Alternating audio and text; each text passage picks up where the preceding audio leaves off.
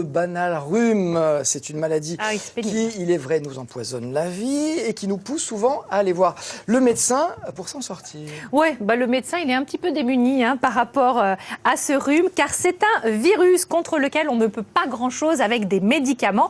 Si je vous promets, ça sert à rien, on a envie de vous bourrer de médoc quand vous êtes enrhumé, non. Et on vous explique pourquoi ça ne sert à rien. En compagnie de notre invitée Clotilde Palaillé, merci d'être avec nous. Vous êtes, on le rappelle, pharmacienne micronutritionniste. Vous êtes aussi la fondatrice de l'Aromathèque de Lyon, qui est aussi présente à Caen d'ailleurs. Exactement. En fait, l'Aromathèque, c'est une herboristerie contemporaine. Donc j'en ai été la créatrice en 2008, mais en 10 ans, en 10 ans, en fait, on est d'autres pharmaciens et naturopathes à s'engager pour les thérapeutiques naturelles. Donc on est le premier mini réseau d'herboristerie indépendante. Et aujourd'hui, donc il y a une aromathèque à Caen, 2 à Lyon, ce qui fait en tout 4 pharmaciens et 5 naturopathes pour accueillir les gens tous les jours et les accompagner dans les thérapeutiques naturelles. Avant de soigner le rhume avec des remèdes naturels, comment ne pas l'attraper, ce rhume? Oui, alors tout ce qui va être préventif sera important. Donc c'est vrai que dans le reportage, en fait, toutes ces fausses croyances c'est peut-être à cause du froid qu'on tombe plus malade ou des choses comme ça. Donc c'est plus en fait en effet des changements d'habitude, plus de collectivité, de promiscuité, moins d'exercice et puis je dirais aussi sur l'alimentation. C'est vrai que peut-être en hiver, la pénurie de légumes ou peut-être pour les personnes moins d'intérêt pour les légumes l'hiver fait donc qu'ils en consomment moins et ça va jouer sur votre microbiote et donc sur votre système immunitaire. Donc c'est autant de choses environnementales qui vont fragiliser votre système immunitaire et faire en sorte qu'au niveau viral, vous soyez en fait plus sensible. Donc je ne peux que recommander la consommation des légumes et des choux en effet en hiver. Bien sûr. Le secret, c'est donc dans la prévention. En fait, il faut stimuler le système immunitaire pour éviter de frapper les microbes. C'est une question de terrain et c'est les grandes questions de prise en charge, de médicaments. Alors malheureusement, quand le mal est fait, quand on a ce sale rhume, alors soit on va chez le médecin, il est plutôt démuni le médecin en général. Alors, quand c'est le banal rhume. Oui, c'est une vraie question en fait. C'est que aujourd'hui, on va dire notre médecine et donc le cursus universitaire des médecins et des pharmaciens en fait est axé sur la maladie. Et heureusement, et ça c'est pas du tout à remettre en question. Mais disons qu'avant la maladie, il y a la santé.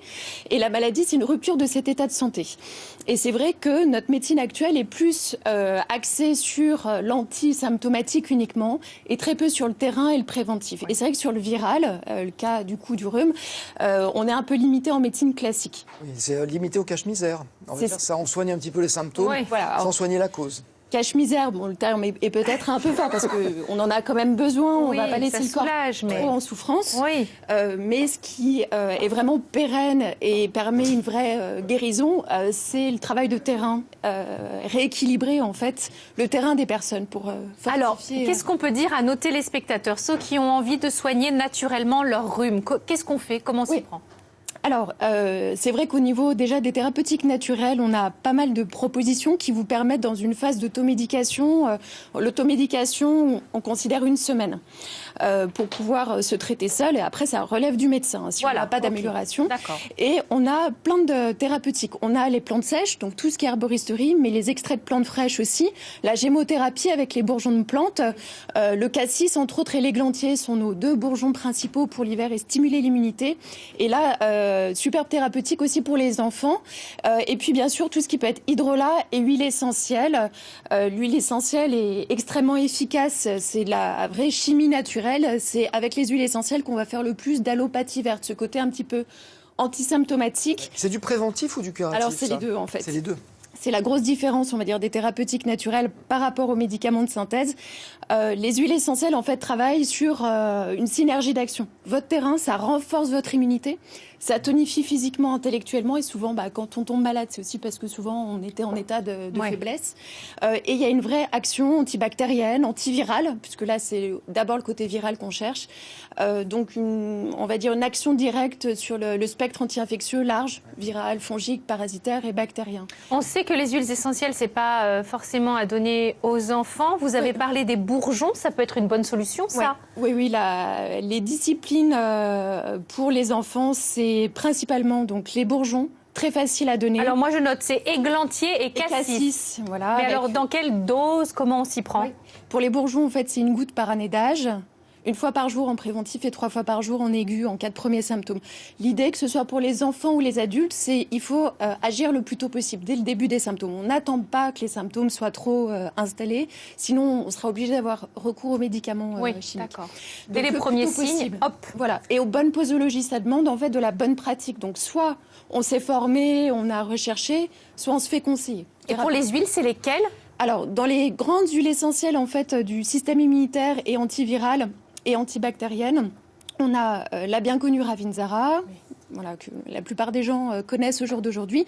Le sarro, on a plus en territoire français le laurier noble, grande huile essentielle pour les choux, ça, pour éviter les odeurs de choux. On soigne de plus en plus de plantes comme ça aussi. Et c'est ça, sans traitement. Les traitements ont été remplacés. Nous, aujourd'hui, on est 100% bio et les huiles essentielles interviennent beaucoup dans l'agriculture, le maraîchage moderne. Oui. Ah bon?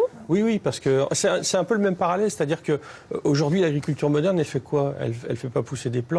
Elle passe son temps à soigner des plantes qui sont perpétuellement malades, du fait qu'on a complètement ruiné les sols. Oui, c'est le même problème, en fait. Donc du coup, il faut s'adapter à ça. Même problème, même au niveau de notre métier, on parle de permaculture de la santé. Donc c'est vraiment la démarche d'écologie durable, mais pour le corps. Et je pense que c'est vraiment à mettre en parallèle. Vous parliez de chimie naturelle aussi tout à l'heure. Donc il y a un vrai principe actif dans ces produits. Ah oui, c'est de la chimie pure. Je vois, pardon, mais là je vois une tisane et infusion maux de gorge. Sérieusement, je prends une tisane, je ne vais pas avoir mal à la gorge?